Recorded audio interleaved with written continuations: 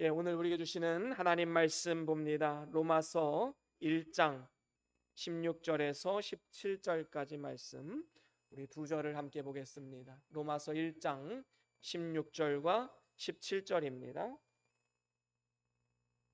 우리 한 목소리로 합독합니다. 시작. 내가 복음을 부끄러워하지 아니하노니 이 복음은 모든 믿는 자에게 구원을 주시는 하나님의 능력이 됨이라. 먼저는 유대인에게요 그리고 헬라인에게로다. 복음에는 하나님의 의가 나타나서 믿음으로 믿음에 이르게 하나니 기록된 바 오직 의인은 믿음으로 말미암아 살리라 함과 같으니라. 아멘. 우리 다 같이 말씀 들고 함께 선포합니다. 시작. 주의 말씀은 내 발의 등이요 내 길의 빛이 되시입니다. 주여 말씀하옵소서. 주의 종이 듣겠나이다. 아멘. 아멘. 오늘은 로마서 1장 16절과 17절 말씀으로 영광스러운 복음이란 제목으로 함께 말씀을 나눠보길 원합니다. 사람이 어떤 일을 할 때에 그것을 부끄러워하거나 반대로 부끄러워하지 않는 것은 그 사람이 가진 가치관의 차이 때문에 나타나는 현상입니다. 어떤 사람은 누가 봐도 잘못된 언행을 일삼으면서도 전혀 부끄러움을 모르는 사람들이 있지요.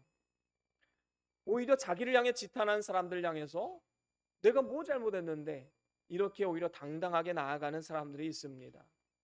반면에 어떤 사람들은요, 비록 사람들이 알지 못한다 할지라도 자기 양심에 거리끼는 일을 했을 때에 그것을 부끄러워하며 자책하는 분들도 있습니다. 사람들은 모두가 다 자기가 가진 가치관을 기준으로 살아가기 때문인 것이지요. 영적으로도 마찬가지입니다.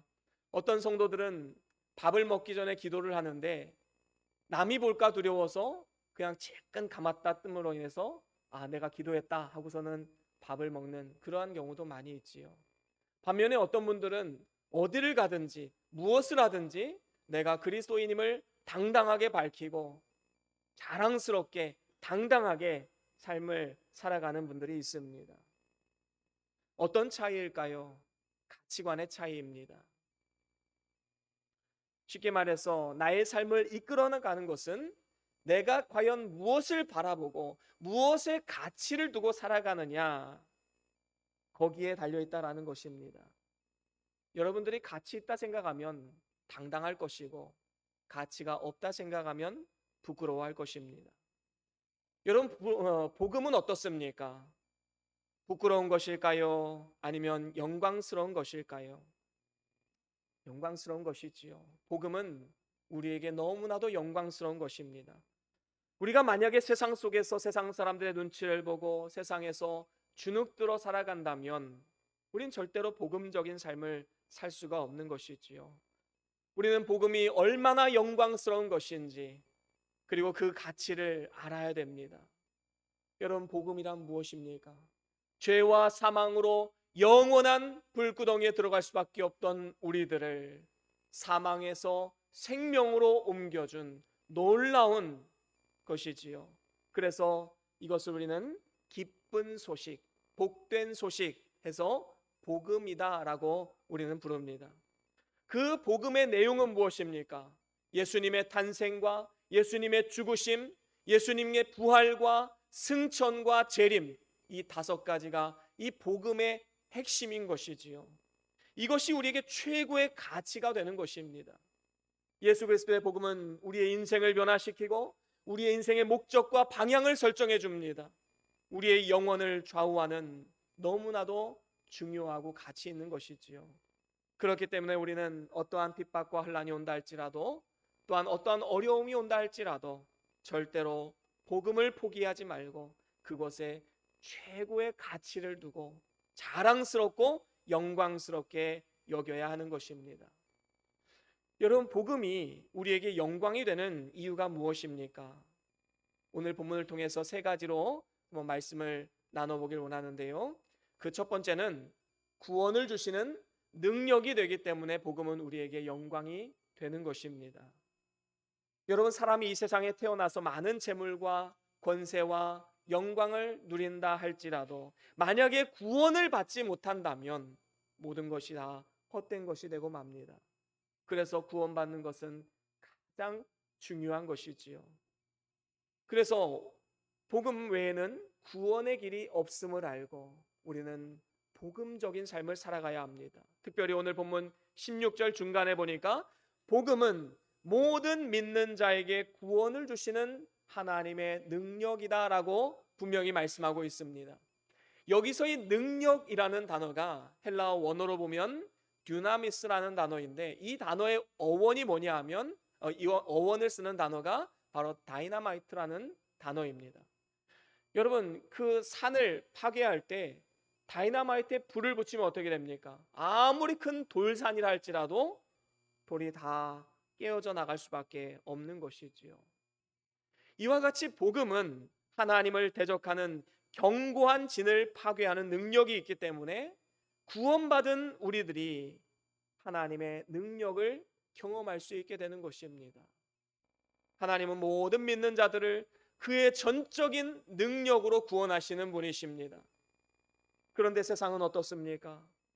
하나님의 그 복음의 가치를 알지 못합니다. 또 그 능력을 믿지 못합니다. 그래서 기독교를 제외한 모든 종교는 다 고행을 강조합니다. 뭔가 행함을 강조하고 어떤 대가를 지불해야 된다라고 가르치고 있지요.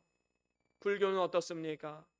승려들이 일평생 세상을 등지고 산속에서 돌을 닦고 살생도 하지 않고 물고기를 사서 놓아주고 이런 자비를 행하지만 마지막에는 없을 무, 그 무자 하나 남기고 생을 마감하게 됩니다. 얼마나 헛된 허무한 종교입니까? 힌두교를 믿는 사람들은 구원을 받기 위해서 더러운 인더스 강물에 들어가서 목욕을 하고 죽은 자를 그곳에서 화장하기도 하고 또 그 물을 마시기도 하지만 거기에는 구원의 길이 없습니다. 이슬람교를 믿는 무슬림들은 어느 곳에 있든지 하루에 5번씩 엎드려 기도를 합니다. 그런데 그것을 가지고 구원을 받는 게 아니지요. 우리가 믿는 진리는 무엇입니까? 오직 예수 그리스도를 믿음으로만 우리가 하나님의 구원을 얻을 수 있다라는 것입니다. 오직 그 믿음 안에서만 하나님의 구원의 능력이 나타나기 때문인 것이지요. 하나님은 그의 택한 백성들에게 믿음을 선물로 주시기 때문에 우리가 예수를 믿고 그 믿음으로 구원을 받게 되는 것입니다. 그래서 요한복음 5장 24절에 이렇게 말씀을 하지요. 우리 주님께서 뭐라고 말씀하셨는지 요한복음 5장 24절 같이 읽어봅니다. 시작. 내가 진실로 진실로 너희에게 이르노니 내 말을 듣고 또 나 보내신 이를 믿는 자는 영생을 얻었고 심판에 이르지 아니하나니 사망에서 생명으로 옮겼느니라. 아멘. 그렇습니다. 예수를 믿는 자는 영생을 얻었고 사망에서 생명으로 옮겨졌다라고 분명히 말씀하고 있습니다. 그래서 우리가 받는 구원은 그 누구도 빼앗아갈 수 없는 궁극적 구원이다라는 것이지요. 한번 예수를 믿고 구원받은 사람은 그 어떠한 것이 우리의 삶에 방해하고 회방을 놓는다 할지라도 그 구원은 취소될 수도 없고 없어질 수도 없는 것입니다. 궁극적 구원인 것이지요. 이러한 놀라운 복음이 오늘 본문 16절 마지막에 보니까 먼저는 유대인에게요 그리고 헬라인에게로다 라고 말씀합니다. 유대인은 하나님 앞에 선택받은 선민이었습니다. 하나님이 그들을 선택하신 것은 그들을 제사장 민족, 제사장 나라로 삼으셔서 열방을 축복할 수 있도록 그들을 선택하셨지요. 그런데 그들은 어떻게 합니까? 그 축복을 자기의 것으로만 여기고 열방을 향한 제사장 나라, 제사장 민족 되기를 거부했습니다. 그 은혜를 기억하지 못하고 사명도 감당하지 못했지요. 그래서 로마서 11장에 보면 하나님께서 참감람나무 가지를 꺾으시고 거기에 돌감람나무 가지를 접붙이셨다라고 말씀하셨습니다. 여기서 이 참감람나무는 유대인을 말하지요. 그리고 돌감람나무는 헬라인 그리고 이방인들을 말합니다. 그래서 하나님은 참감람나무를 꺾으셔서 돌감람나무를 접붙이시는 우리의 상식으로는 이해할 수 없는 큰 희생을 치르면서까지 이방인을 구원하기를 원하셨던 것입니다. 주님께서 제자들에게 예루살렘과 온 유대와 사마리아와 땅끝까지 이르러 복음을 증거하라 명하셨지요. 먼저는 유대인에게 복음의 우선권이 있는 것입니다. 그리고 더 나아가서 우리와 같은 이방인들에게도 복음이 전해지게 된다는 사실을 말씀해 주고 있는 것입니다. 복음은 예루살렘에서 예수 그리스도를 통해서 아주 작은 순과 같은 작은 복음 운동으로 시작이 되었습니다. 그런데 놀라운 것은 2000여 년이 지난 지금 복음은 전 세계를 한 바퀴를 돌았습니다. 그리고 지금 예루살렘으로 다시 복음이 들어가면서 지금 많은 유대인들이 예수를 주라 고백하는 메시아닉 주라는 사람들이 많이 나타나고 있는 것입니다. 여러분, 복음은 사람을 변화시키는 놀라운 능력이 있습니다. 인생의 가치관, 인생의 목적과 방향, 그리고 사람의 성격, 죄의 습관, 모든 것을 다 변화시키는 능력이 있는 것이지요. 그래서 여러분들의 자녀들이나 주변 사람들을 진정으로 성공의 길로 이끌기를 원한다면 복음을 증거하십시오. 영원한 축복을 그들에게 선포하십시오. 바로 그것이 복음을 영광스럽게 생각하는 것이고 복음을 최고의 가치로 두는 삶의 모습일 것입니다. 그리고 이를 통해서 우리의 땅의 지경은 계속해서 넓혀지게 될 것입니다. 여러분, 구원을 주시는 능력인 복음을 부끄러워하지 마시고 심겨진 그곳에서 때를 얻든지 못 얻든지 복음을 증거하기를 힘쓰십시오. 이것이 하나님이 우리를 먼저 부르신 이유입니다. 하나님은 많이 받은 자에게 많이 찾으시기 때문에 우리가 많은 것으로 하나님 앞에 드려야 되지 않겠습니까? 우리의 삶을 통해, 우리의 입술을 통해 그리스도의 복음이 전파되고 많은 사람들에게 선한 영향력을 끼치는 그러한 삶을 살아가야 될 줄로 믿습니다. 그런가 하면 두 번째로는 하나님의 의가 나타났기 때문에 복음이 우리에게 영광이 되는 것입니다. 여러분, 보통 의라고 말하면 도덕적인 의, 그리고 율법적인 의가 있습니다. 그리고 또 다른 한편으로는 신앙적인 의가 있지요. 양심을 지켜서 얻는 도덕적인 의와 율법을 지켜서 얻는 율법적인 의는 인간의 의입니다. 인간에서부터 시작이 된 것이지요. 그렇기 때문에 이 의로는 하나님께로 도달할 수가 없다라는 겁니다. 반면에 오늘 본문 17절 상반절에 보니까 복음에는 하나님의 의가 나타났다라고 말씀하고 있습니다. 여기서 하나님의 의는 복음을 믿는 자들에게 주시는 완전한 의, 신앙적인 의를 말하는 것이지요. 그러면 하나님의 의가 나타남으로 우리가 받는 복이 무엇입니까? 먼저는 죄 사함의 은혜와 복을 받아 누리게 되는 것입니다. 인류의 시조 아담이 범죄했기 때문에 모든 사람들은 원죄라는 것을 가지고 태어납니다. 그래서 우리가 죄를 짓고 싶어서 짓는 것이 아니라 죄인으로 태어났기 때문에 죄를 짓는 것이지요. 또한 죄를 지어서 죄인인 것이 아니라 죄인이기 때문에 죄를 짓는 것입니다. 이러한 모든 사람이 부패성을 가지고 이 세상에 태어난 것이지요. 하지만 예수를 구주로 믿는 사람은 하나님의 최후의 심판대 앞에서 의인으로 인정을 받게 됩니다.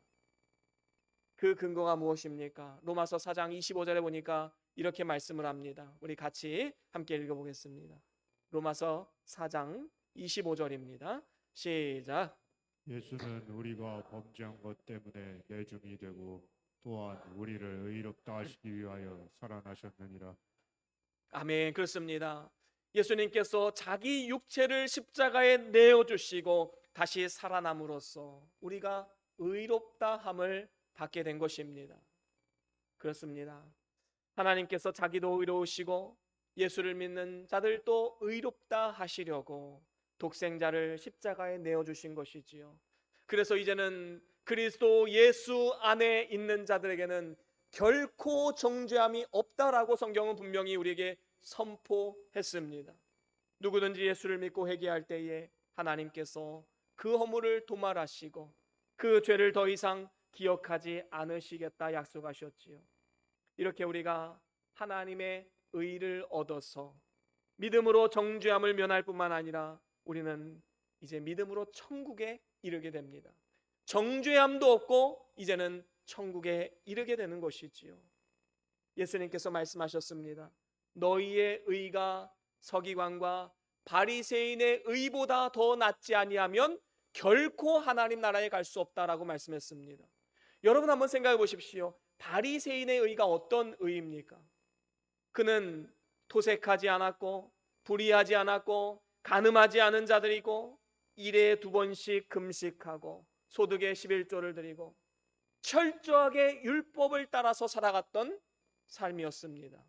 외적으로 보면 의인이지요. 그런데 놀라운 것은 예수님께서 이 바리새인의 의보다 더 낫지 못하면 하나님 나라에 갈 수 없다라는 겁니다.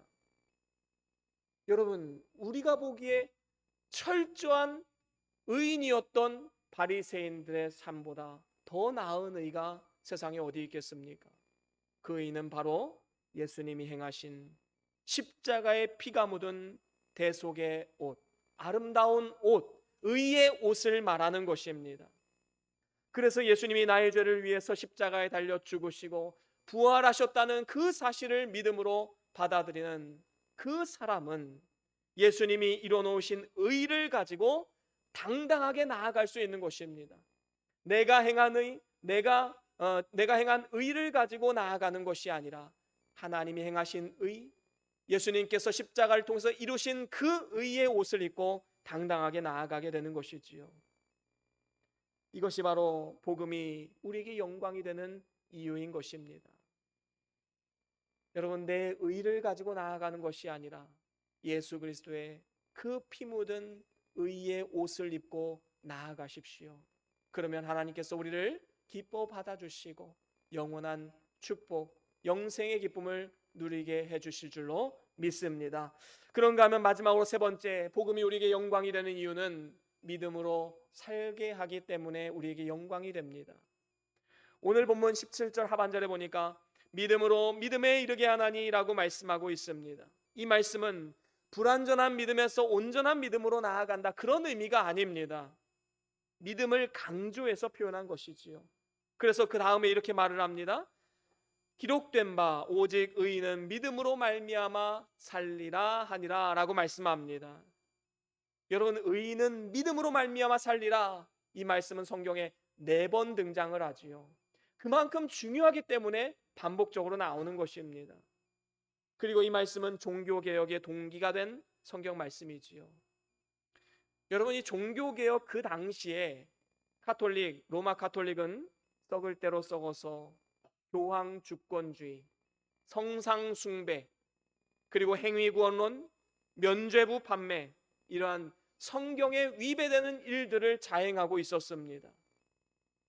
그래서 이것을 바로잡고 개혁하고자 그 당시에 카톨릭 사제였던 루터가 종교개혁을 일으켰고, 그 이후에 칼뱅과 즈빙글리와 같은 종교개혁자들이 나와서 행위가 아니라 오직 믿음으로 구원을 받는다는 이 진리를 선포하고 종교를 개혁시킨 것입니다. 그래서 오늘날 우리는 개혁교회 안에서 지금 예배를 하는 것 아니겠습니까? 오직 믿음으로 구원을 얻는다는 이 진리를 붙들고 우리는 살아가고 있는 것입니다. 그렇습니다. 구원은 행위나 공로가 아니라 오직 믿음으로 얻는 하나님의 선물입니다. 이 사실을 분명히 깨달았기 때문에 종교개혁자들은 그 앞에 아무리 큰 핍박과 어려움이 있다 할지라도 그들은 끝까지 진리를 양보하지 않고 종교개혁을 단행했고, 오늘날 우리가 믿음으로 구원을 얻는 이 귀한 진리의 말씀을 듣게 된 것입니다. 특별히 여기서 믿음으로 산다라는 말은 깊게 보면 2가지 의미가 있습니다. 한 가지는 믿음으로 영혼이 중생함을 말합니다. 이 중생이란 단어는 거듭중자를 써서 거듭났다라는 뜻이지요. 모든 자연인의 영혼은 허물과 죄로 죽은 영혼이었습니다.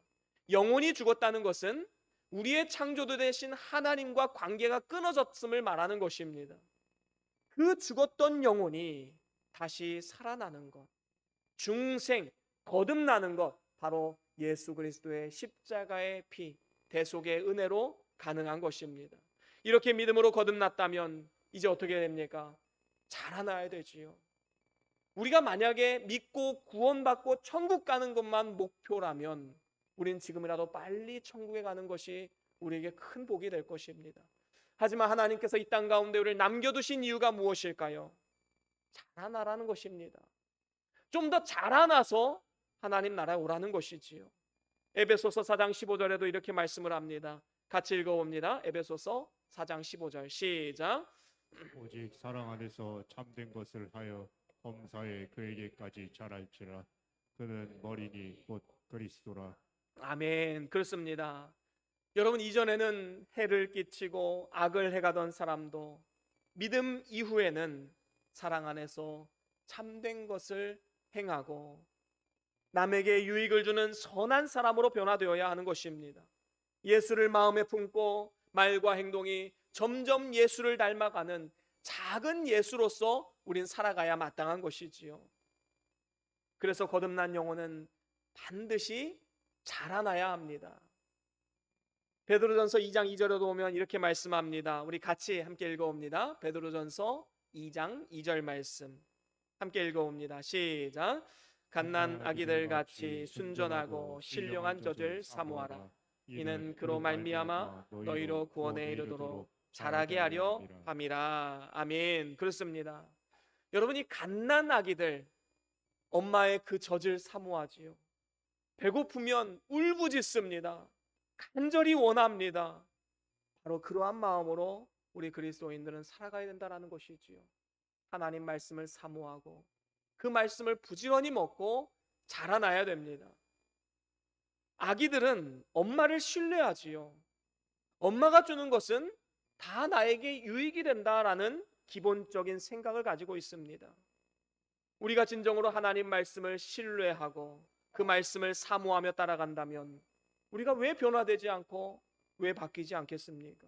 왜 자라나지 않겠습니까? 반드시 변화되고 자라날 수밖에 없는 것입니다. 이전에는 입에서 불평이 나왔다면 이제 믿음이 자라난다는 건 뭘 의미할까요? 우리의 입을 통해 감사와 찬양이 나온다라는 겁니다.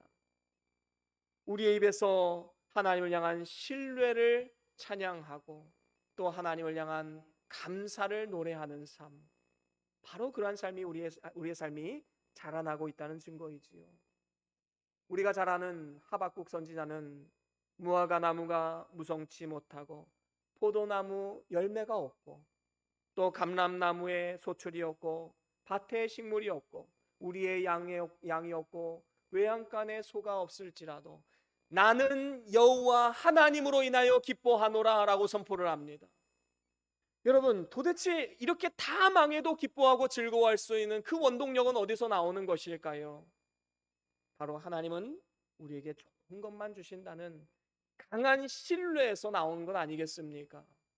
그렇습니다. 내가 지금 정말로 삶 가운데 믿음으로 살고 있는지 아니면 믿음이 떨어지고 있는지 아니면 하나님을 향한 자세가 바르게 되어 있는지 아니면 삐뚤어져 있는지 알 수 있는 단적인 태도, 진단해 볼 수 있는 잣대는 현재 우리의 삶 가운데 감사가 있느냐 아니면 불평이 있느냐, 이것으로도 우리는 판가름할 수 있습니다. 어떠한 상황 속에서도 하나님을 신뢰하는 사람은 남들이 보기에는 다 죽을 것 같은 상황인데도 불구하고 소망을 발견하고 감사할 수 있는 것이지요. 반면에 믿음이 없는 사람들은 별것도 아닌 일에 낙심하고 좌절하고 쓰러질 수밖에 없는 것입니다. 여러분, 구원에 관한 문제뿐만 아니라 우리의 삶을 대하는 태도까지도 우리는 믿음으로 살아가야 합니다. 다시 말하면 우리는 모든 것을 믿음으로 해야 되는 것이지요. 믿음이 없이는 하나님을 기쁘시게 할 수 없다라고 성경은 분명히 말씀합니다.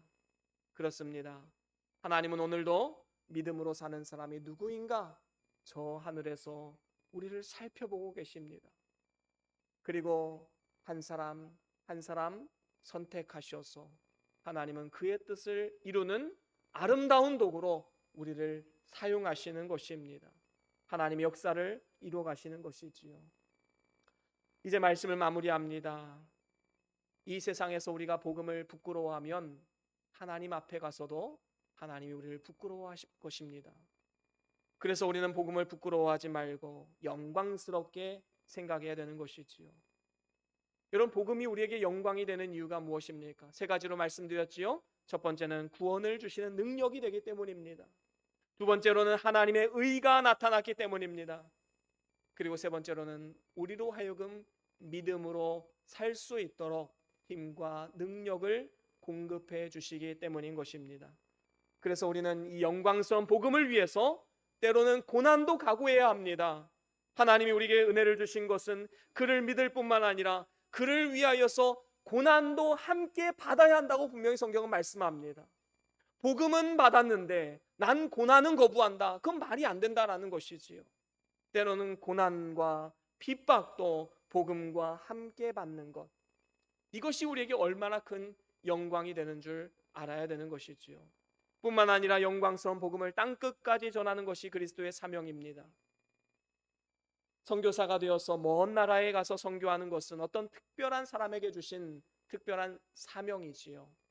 하지만 우리가 가까운 이웃에게 전하는 복음은 누구나 할 수 있는 것입니다.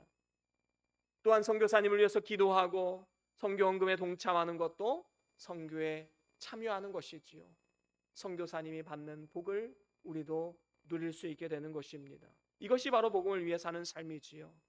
저와 여러분들이 오늘 받은 말씀, 이 말씀을 꼭 마음에 새기시고 영광스러운 복음을 위해 사시고 그 복음을 자랑하고 주변 사람들에게 전함을 통해서 하나님 앞에 섰을 때 잘했다 칭찬받는 영광과 상급이 된 복된 삶이 다 될 수 있기를 주의 이름으로 간절히 축원합니다. 우리 다 같이 오늘 받은 말씀 기억하시면서 우리 믿음이 없이는 이 찬양 우리 함께 찬양의 고백을 올려드리기를 원합니다.